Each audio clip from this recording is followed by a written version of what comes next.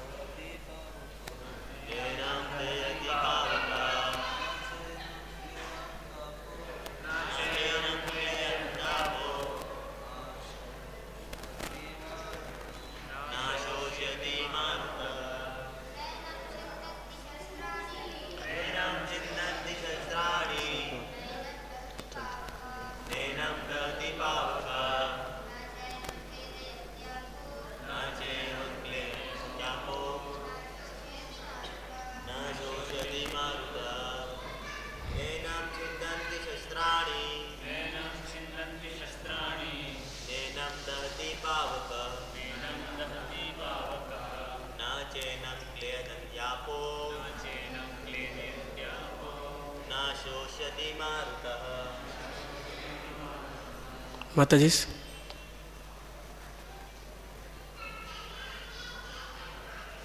हरे कृष्ण।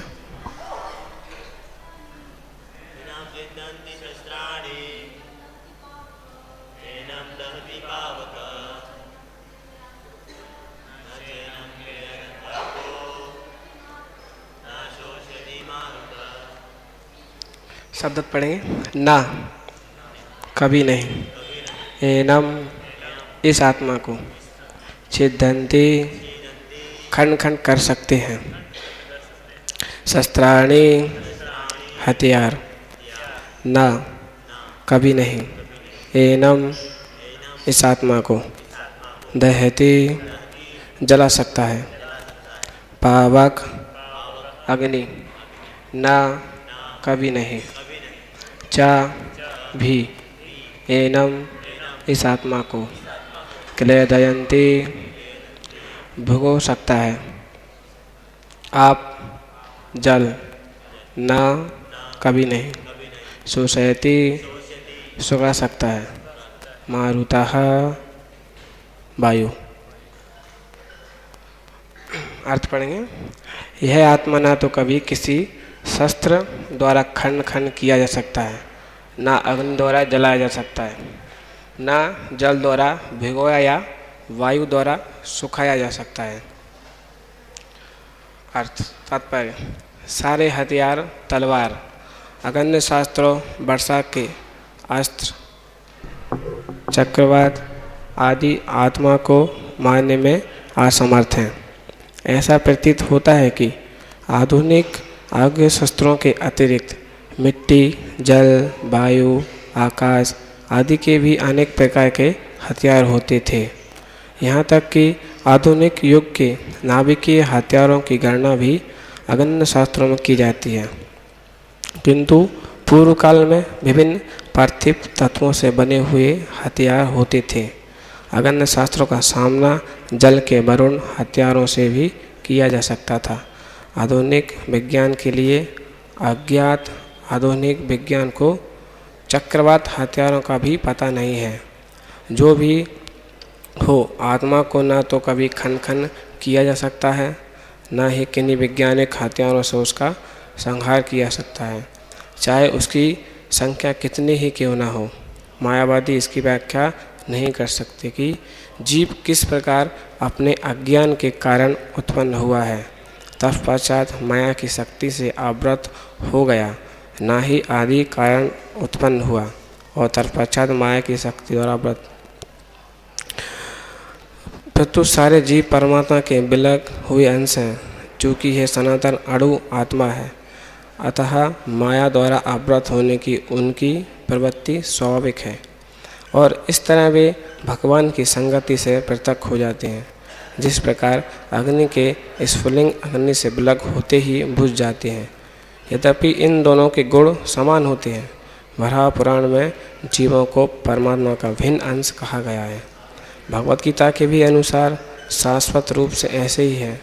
अतः मोह से मुक्त होकर भी जीव पृथक अस्तित्व रखता है। जैसा कि कृष्ण द्वारा अर्जुन को दिए गए उपदेश से स्पष्ट है कि अर्जुन कृष्ण के उपदेशों के कारण मुक्त तो हो गया, किंतु कभी भी कृष्ण से एकाकार नहीं हुआ।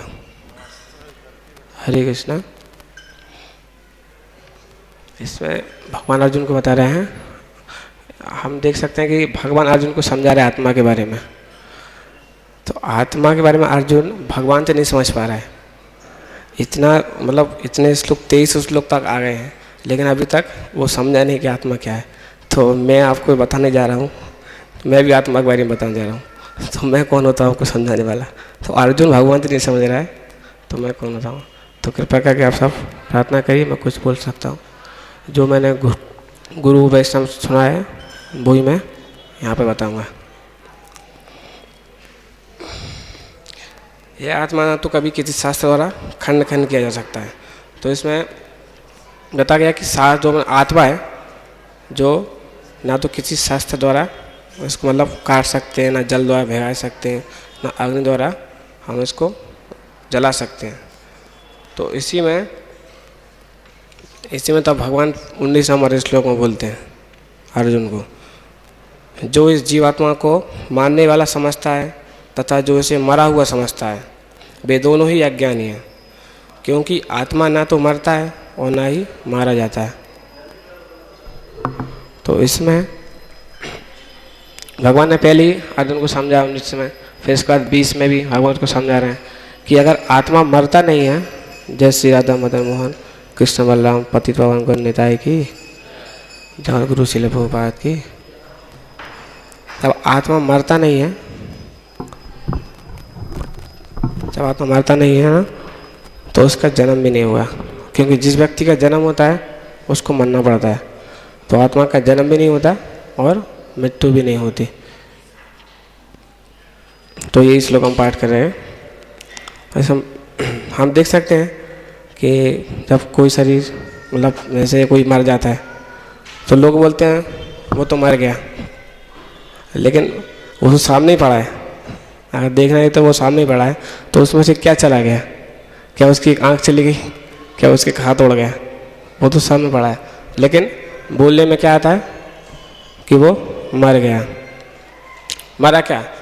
मरा कुछ नहीं, उसका जो शरीर था उसमें से आत्मा निकल गई। तो हम लोग सोचते हैं कि वो मर गया, मरा कुछ नहीं।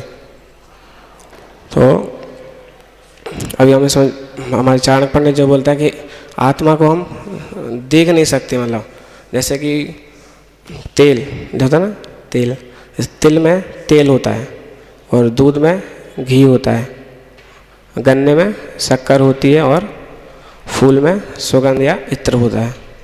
तो इन सब को हम देख नहीं सकते। अगर इसको हम देखें कैसे? बुद्धि से। इसको हम देख सकते बुद्धि से। तो इसी भगवान इसको क्या है? बुद्धि से हम इसको आत्मा को देख सकते हैं। और अगर हम आपको सोच रहे होंगे भगवान मतलब क्या आत्मा को देख सकते हैं, तो देखता क्यों नहीं है? और यहाँ पर तो लिखा है कि आत्मा को ना खंड खंड किया जा सकता है, ना जलाया भगवा सकता है। तो फिर हम आत्मा से मतलब भगवान से आत्मा कैसे अलग हो गया? खंडवन कैसे हो गया? क्योंकि भगवान से आत्मा तो इसमें लिखा है ना कि खंड खंड नहीं किया जा सकता, तो भगवान से हम कैसे खंड हुए फिर?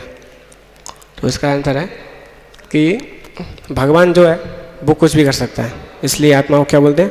अव्ययम। अव्ययम का अर्थ होता है जो अपने आप को प्रकट नहीं करता है। जैसे आत्मा का प्रकट करता है तब वो शरीर में जाता है, तब वो आपको प्रकट करता है। और जो वस्तु जैसे हम देखते हैं कि जो भूत प्रेत होते हैं वो क्या आत्मा नहीं है? वो भी आत्मा है, लेकिन उसने क्या किया? अपना जो शरीर था उसको नष्ट कर दिया।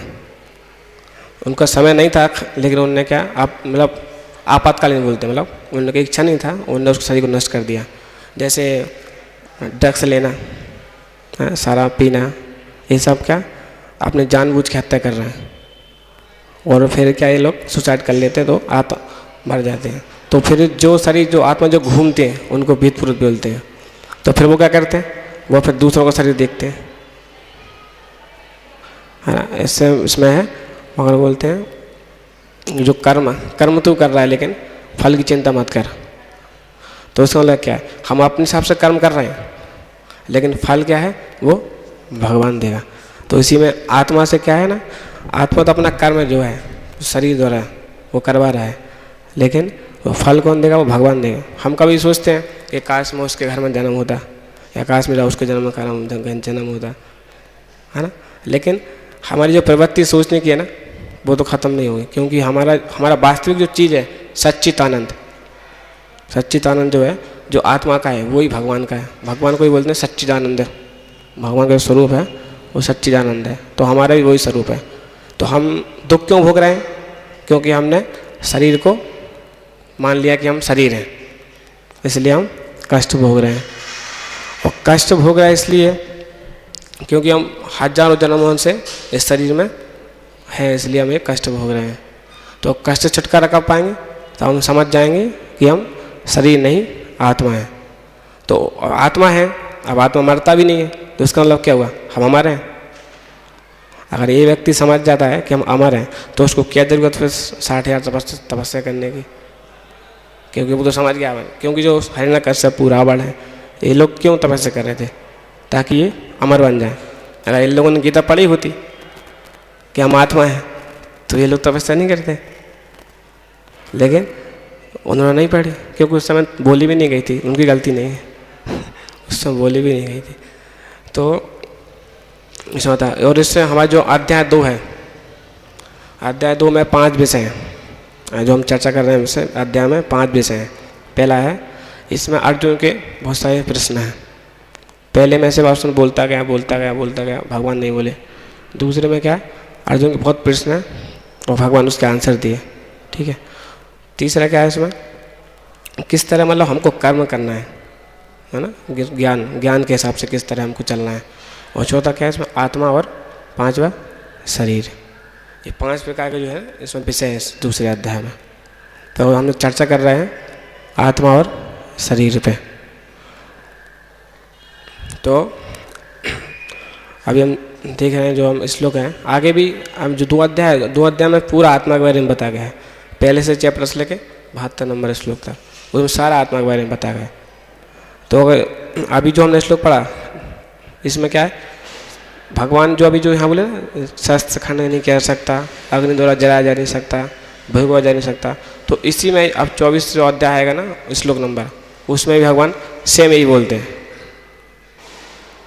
इसका मतलब क्या, अर्जुन को भगवान किस तरह समझा रहे हैं कि तुम्हारा मतलब अर्जुन को भगवान क्यों समझा रहे हैं आत्मा। सबसे पहले तो हमको ये समझना चाहिए कि अर्जुन को भगवान क्यों समझा रहे हैं। क्यों अर्जुन को भगवान इसलिए समझा रहे हैं कि अर्जुन युद्ध करने से मना कर रहा है, उसका जो वास्तविक धर्म है वो नहीं कर रहा है। तो अर्जुन अपने धर्म से क्या, अपना जो उसका क्षत्रिय धर्म है उससे वो हट रहा है। तो भगवान उसको बता रहा है कि पहले तुम समझो कि तुम कौन हो। इस तरह हम देखते हैं छोटा बालक रहता है घर में, तो छोटा बालक को हम ये नहीं बोलते कि तेरे चाचा हैं, कि तेरे पापा हैं, ये वो, उसको पहले हम बताते हैं कि तू कौन है ना। ऐसे तेरा नाम क्या, मोहन, सोनू। अगर घूम जाता है तो उसको बताएंगे पहले अपना जो है ना परिचय वो पहले ले लो, क्योंकि तुम कौन हो। अगर तुमसे कोई पूछेगा तुम कौन हो तो बता नहीं पाएगा। इसलिए भगवान अर्जुन को यहाँ बता रहे हैं कि तुम कौन हो, आत्मा हो। तुम कौन हो? आत्मा हो। और आत्मा क्या है? ये मरता नहीं है, क्यों? तुम अमर हो। और तुम सोच रहे हो कि ये भीष्म पितामह, द्रोणाचार्य, ये सब मर जाएंगे। तो भगवान उनको समझा रहे कि ये मरेंगे नहीं, इनको तो इनकी क्या है, शरीर दुर्बल हो गया, ये बूढ़े हो गए हैं, तो इनको क्या है, एक नया शरीर मिल जाएगा। अब तुमको क्या है, बाण मारना है। तो अर्जुन इसमें मना करता है। तो हम देख रहे हैं, आगे भी हम चर्चा की है कि इसमें मायावादी जो है, मायावादी का अर्थ क्या है? वो क्या समझते हैं? आत्मा ही परमात्मा है। लेकिन ऐसा कहीं भी नहीं लिखा है, कहीं भी नहीं माना गया, क्योंकि जो सूर्य है, ऐसे हम एक उदाहरण लेते हैं, ऐसे आत्मा परमात्मा ये दो कभी नहीं हो सकता। जैसे आत्मा ठीक है, लेकिन आत्मा का अच्छा काम करता है या कुछ अच्छा पा लेता है तो उसको हम महात्मा बोल सकते हैं, महाआत्मा, लेकिन परमात्मा नहीं बोल सकते। और इसी में भगवान बोलते ना, यहाँ पर बोल दिया भगवान अर्जुन को, जैसा कि कृष्ण द्वारा अर्जुन को दिए गए उपदेशों से स्पष्ट हो गया। अर्जुन कृष्ण के उपदेशों से मतलब वो मुक्त तो हो गया, लेकिन क्या वो कृष्ण में एकाकार नहीं हुआ, मतलब वो उसमें विलीन नहीं हुआ। तो मायावादी क्या समझते हैं? मायावादी लोग रहते हैं, वो सोचते हैं कि हम लोग जाके भगवान में लीन हो जाएंगे। उनका एक ही टारगेट रहता है, हम जाके लीन हो जाएंगे। लेकिन गीता में स्पष्ट है कि भगवान के आत्मा परमात्मा नहीं बन सकता। तो इसमें बताया गया और भी कि जो शास्त्र है, मतलब जो हथियार है, अब हथियार तो हम देख रहे हैं कि जो पहले जो हथियार थे, मतलब द्वापर युग में थे, है ना, और जब सतयुग में थे, वो हथियार तो अभी है ही नहीं। जैसे ब्रह्म शस्त्र होता, अग्नि शस्त्र होता, यम पास होता था, वायु का जो शास्त्र होता, तो वो तो अब है ही नहीं, वो तो चले ही गए। अब जो आधुनिक के जो हथियार भी आए हैं, अब इनसे आत्मा को, अब हम वो वाले शस्त्रों से नहीं मार पाते थे, तो अब इस शस्त्रों से कैसे मारेंगे आत्मा को? कि उस समय तो क्या वो बाण चलते थे, वो तो अजय होते थे, अमर होते थे, लेकिन उस समय भी आत्मा का कोई नुकसान नहीं पहुंचता था। लेकिन इसमें तो आधुनिक जो बनाएगा, अभी क्या बनाए, एक 8046 कौन सा वो बंदूक है, उसके बाद भम ताले, ये सब उन्होंने बनाया, लेकिन इससे भी कुछ फ़ायदा नहीं, क्योंकि आत्मा नहीं मरता। हम जनरली बोलते हैं कि ओ मेरा हाथ, मेरा सिर, मेरा पैर, तो क्या मैं अपना परिचय दे रहा हूँ, मतलब मैं क्या शरीर नहीं हूँ, लेकिन हम उसको क्या करते हैं, अनुभव नहीं करते हैं, इसलिए हम क्या कष्ट भोग रहे हैं। और यही बात भगवान उसको बार बार अर्जुन को बता रहे हैं कि तुम आत्मा हो, है ना। अर्जुन क्या बोलता है, आप भगवान उसको बोलते हैं, आत्मा के लिए ना तो कोई जन्म है और ना मृत्यु। अब जिसका अगर जन्म होगा तो उसकी मृत्यु होगी। अब जिसकी मृत्यु भी है, मतलब जो मर जाएगा उसको जन्म होगा, और जो अब जो जिसने जन्म ले लिया वो आगे मरेगा। लेकिन आत्मा का क्या, वो आजन्मा है, उसका कोई पता ही नहीं वो कब आया था, क्योंकि भगवान गीता में बोलते हैं मानवंश जीव लोको जीव हो तो सनातना, इतने भी जो अंश हैं सब मेरे अंश हैं, ये सब मुझसे प्रकट हुए, है ना। तो अभी हम समझना चाहिए भगवान से हम क्यों प्रकट हुए, भगवान का अंश है, तो इसमें तो हम क्यों वहाँ पे आ गए। तो इसमें क्या है, हम अभी इसमें बताए ना कि हम क्या चाहते थे, भोक्ता, हम भोक्ता बनना चाहते थे, इसलिए हम वहाँ पर कष्ट भोग रहे हैं। हमारा जो वास्तविक जो स्थिति है सच्चित आनंद, वो हमको चाहिए। हम उसी की खोज में ही अलग अलग शरीरों में क्या कर रहे हैं, भटक रहे हैं। और हमें अब अलग अलग शरीर में क्या, जैसे कुत्ता का शरीर, डंकी का शरीर, ये सब में हम जाएंगे, लेकिन हमको क्या नहीं मिलेगा, गुरु और शास्त्र, ये दो चीज़ नहीं मिलेगा। आत्मा तो उनके अंदर भी है, जो कुत्ता है, जो शेर है, उनके अंदर भी आत्मा है, लेकिन क्या है, उनको हम ना तो गुरु मिलेगा ना ही शिष्य मिलेगा। इसलिए जो मानव शरीर जो हमको मिला है ये बहुत इम्पोर्टेंट है, इसको हमको समझना चाहिए, ताकि हम, क्योंकि हम किस चीज़ को समझते हैं, जैसे अभी हम आत्मा को क्यों समझें। अगर जो व्यक्ति बुद्धिमान है, बुद्धिमान व्यक्ति आत्मा को समझेगा, मूर्ख व्यक्ति आत्मा को नहीं समझेगा। और आत्मा को समझना है तो क्या करना पड़ेगा, हमको शास्त्र पढ़ने पड़ेंगे, क्योंकि बुद्धि कब आएगी तो हम शास्त्र पढ़ेंगे। ऐसे ही हम देखते हैं अलग अलग, जैसे औरबगंज का एक राजा, आपने सबका नाम सुना, औरबगंज का एक राजा, तो राजा है, अब किस किसने उसको देखा है, किसी ने देखा, सुना है या फिर किताबों में पढ़ा है ना। तो इस करके क्या आत्मा क्या है, आत्मा हमने पढ़ी भी नहीं है और सुनी भी नहीं है कि आत्मा है क्या। तो इसी तरह हमको ये गीता जो है यथारूप इसको पढ़नी चाहिए। इसमें क्या लिखा है गीता, इसमें आत्मा के बारे में स्पष्ट रूप से बताया गया है। और आगे जो अध्याय, इसमें 18 अध्याय हैं गीता में, लेकिन इसमें अलग अलग चैप्टर पे अलग अलग तरह से व्याख्या की गई है। अब जैसे तीसरा अध्याय का उसमें कर्मयोग, तो उसमें क्या कर्मयोग के बारे में बताएंगे। मतलब भगवान ने उसको अर्जुन को ऐसा नहीं कि खिचड़ी करके कोई दिया हो, खिचड़ी का नहीं, एक चीज़ का टॉपिक है तो एक चीज़ पे उसको ज्ञान दे रहे हैं पूरे। तो भगवान इसमें आत्मा के बारे में उसको बता रहे हैं बहुत। लेकिन आप बोल रहे हैं उसको कि जिस व्यक्ति ने जन्म लिया है ना, उसकी मृत्यु निश्चित है, मृत्यु के पश्चात पुनर्जन्म में निश्चित है। अपने आपरे कार्य कर्तव्य पालन से हुए तुम्हें शोक नहीं करना चाहिए। अर्जुन क्या शोक कर रहा है कि वो मर जाएंगे तो सब अवंचित संतान पैदा हो जाएंगे, इस तरह वो शोक कर रहा है। लेकिन उसको अभी तक ज्ञान ही नहीं हुआ कि कोई मरेगा ही नहीं, सब शरीर छोड़ेंगे, है। तो उसको भगवान बार बार समझा रहे हैं। और हम देखते हैं ऐसे आत्मा के बारे में, तो आत्मा जो है वही मतलब जैसे क्या बोलते हैं उसको कृष्ण, मतलब कृष्ण से अभिन्न नहीं है आत्मा। जैसे मान के चलो समुद्र का पानी, समुद्र का पानी क्या है, समुद्र से अगर जुड़ जाएगा तो समुद्र बन जाएगा, है ना। इस तरह मायावादी बोलते हैं कि अगर हम भगवान से जुड़ जाएंगे तो हम भगवान बन जाएंगे, हाँ। इसी तरह मायावादी बोलते हैं इसमें। लेकिन उसमें क्या है, समुद्र अपनी जगह है। अब उसमें से अब एक गिलास मैंने पानी उठा के यहाँ रख दूंगा तो क्या समुद्र हो जाएगा? नहीं, वो नहीं होगा। मायावादी हमेशा यही बोलते हैं। और मायावादी का मतलब क्या है, जो माया से ढके हैं उनको बोलते हैं मायावादी। और भक्त क्या है, जो भगवान के भक्त, भा से भक्त और माँ से मायावादी। माँ मतलब क्या, मायावादी, जो माया से बंधे हैं उनको बोलते हैं मायावादी। और भक्त जो मतलब भगवान के चरणों में वैष्णव जो उनको भक्त बोलते हैं। अगर हम ध्यान से सुने, ध्यान से देखें, हर चीज़ के अंदर कोई ना कोई लॉजिक है, कोई ना कोई उसका उधर उसके अंदर ही उसका आंसर है, अगर ध्यान से देखें। लेकिन मायावादी क्या सोचते हैं, हम जाएंगे, हम सबका, तुम कुछ भी करो, हम सबका एक ही रास्ता है ना। तुम क्या कर रहे हो, कर्मकांड कर रहे हो, करो। तुम क्या कर रहे हो, पूजा कर रहे हो, करो। सबका जाएंगे, एक में ही जाएंगे। लेकिन मूर्ख व्यक्ति नहीं समझते हैं कि एक में जाएंगे। जैसे आप उदाहरण से आप देख सकते हैं, ऐसे भोपाल की ट्रेन, अगर हम भोपाल की ट्रेन में बैठते हैं तो भोपाल ही जाएंगे, आप थोड़ी दिल्ली पहुंच जाएंगे।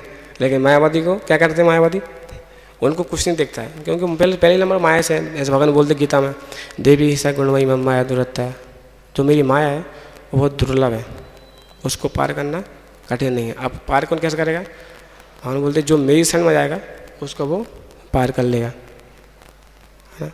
इस तरह से माया के बारे में, मायावादी के बारे में बताते हैं।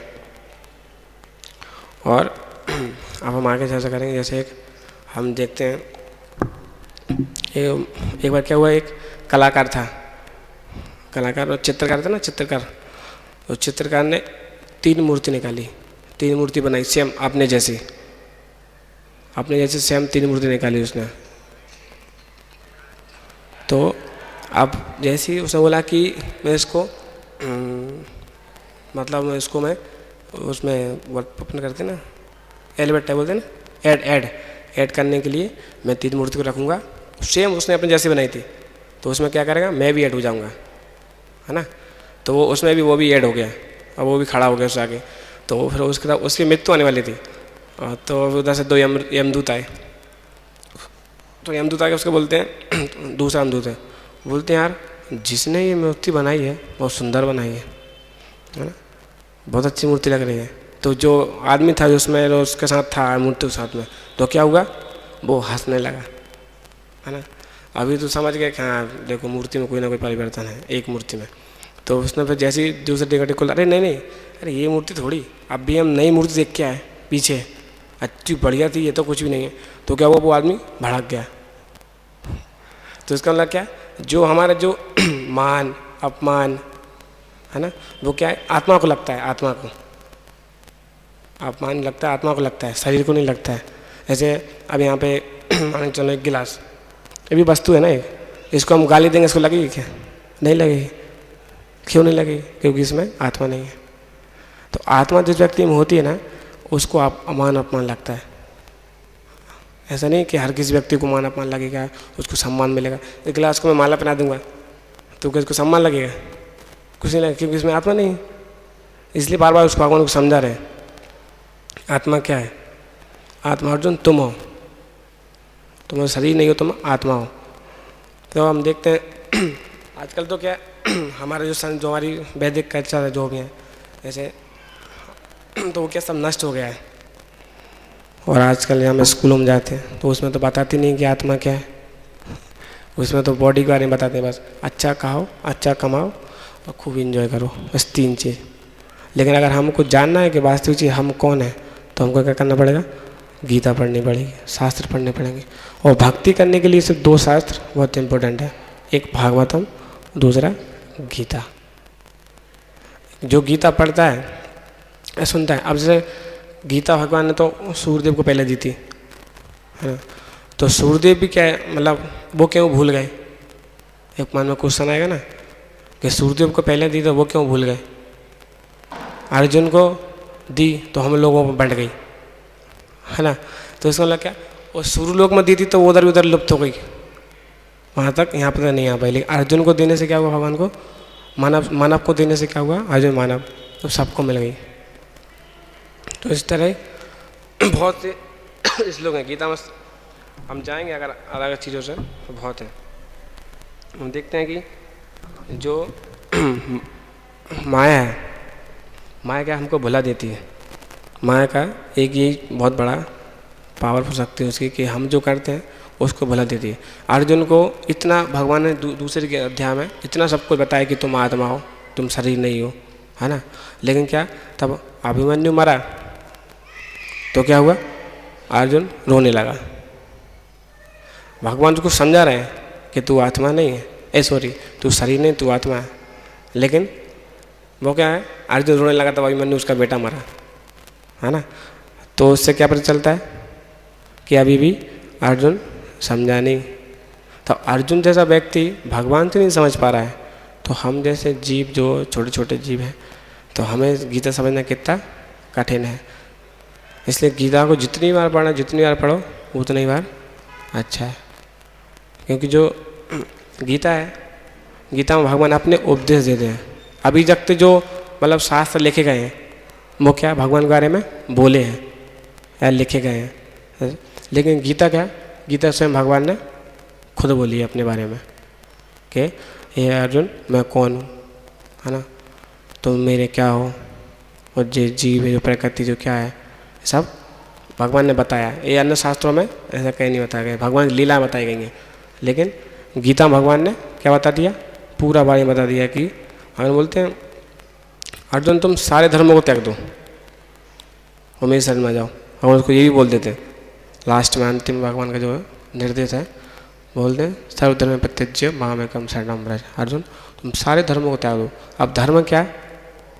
धर्म जो है, धर्म मतलब जो हमें इस चीज़ में दिक्कत दे रहा हो भक्ति जीवन में, है ना, उस चीज़ को हमको नहीं अपनाना चाहिए। ऐसे क्योंकि हम देख रहे हैं कि जैसे प्रहलाद महाराज का जो पिता थे वो उसको क्या भक्ति करने से रोक रहे थे। अब मन में क्वेश्चन आएगा कि हमारे मम्मी पापा हैं तो हम क्या उनको भी छोड़ दें? नहीं, वो उस समय के लिए था, भगवान की इच्छा थी। अब भगवान की इच्छा नहीं है तो मम्मी पापा को छोड़ के मंदिर में आ जाओ, है ना। क्योंकि हम अभी जो है ना प्रभुपाद जो है ये शक्ति स्वयंपाद, इन्होंने क्या पूरा भगवान क्या बोला, उस समय तो 16 महाराज जब 4 नियम नहीं थे तो हम हिरण्यकश्यप को भक्ति नहीं बना पाते। लेकिन अभी प्रभुपाद ने दे दिए तो क्या बोलो फैमिली भक्त बन जाएगी, है ना। तो इस तरह हम जितना गीता को पढ़ेंगे, गीता के बारे में सुनेंगे तो उतना ही हमको पता चलता रहेगा और हम आगे भी सोचेंगे। क्योंकि ज्ञान पढ़ने से और सुनने से ही बढ़ता है। अभी हम गीता पढ़ रहे हैं और आप लोग सुन रहे हो, है ना। जैसे अर्जुन को क्या भगवान ने गीता सुनाई और उसको फिर ज्ञान हो गया, तो अर्जुन के माध्यम से भगवान ने गीता हम सबको प्रदान की। तो ठीक है, अभी आज का जो श्लोक है हम उसको यहीं विराम देते हैं। अगर मन में किसी कोई क्वेश्चन है या कोई कमेंट है तो कृपया शेयर कर सकते हैं।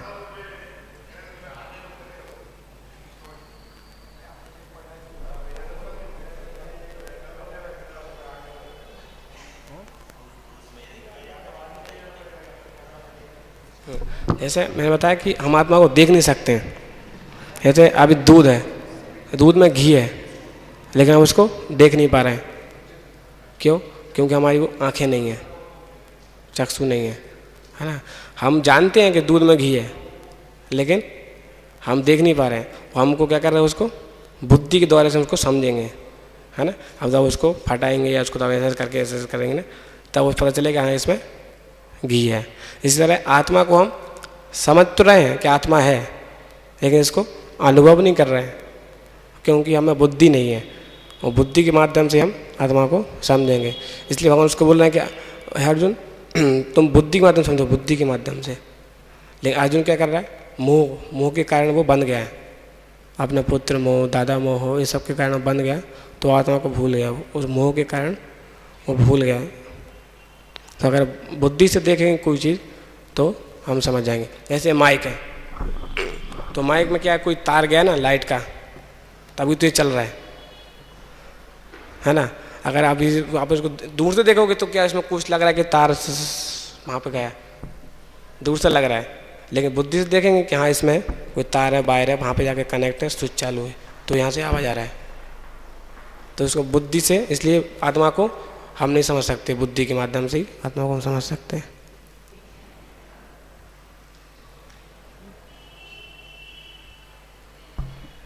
ग्रंथराज श्रीमद् भागवत की, जगत गुरु श्रील प्रभुपाद की, समेत गौर भक्तवृंद की, गौर प्रेमानंद।